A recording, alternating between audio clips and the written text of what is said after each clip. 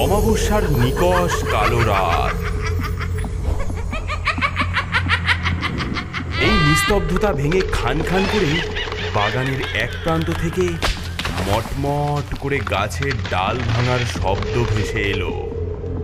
চাঁদের আবছা আলোয় দেখা গেল এক লম্বা, শীর্ণ এবং ফ্যাকাশে ছায়া মূর্তি।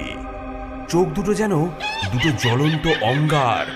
এই হলো মাছখেকো খ্যাপাটে শাকচুন্নি।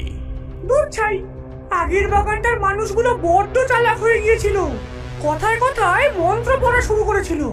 উফ, একটু শান্তিতে যে মাছ ভাজা খাবো তারও জো নেই। এখানকার গুলো আবার কেমন কে জানে। অবশেষে বাগানের সবচেয়ে উঁচু আর পুরনো গাছটার নিচে এসে সে দাঁড়ালো।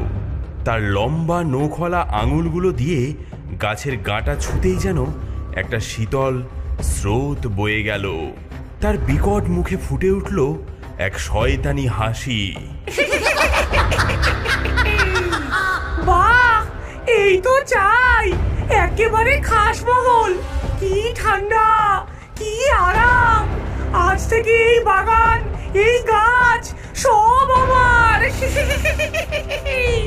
আমার হুকুম ছাড়া এখানকার একটা শুকনো পাতাও মাটিতে পড়বে না।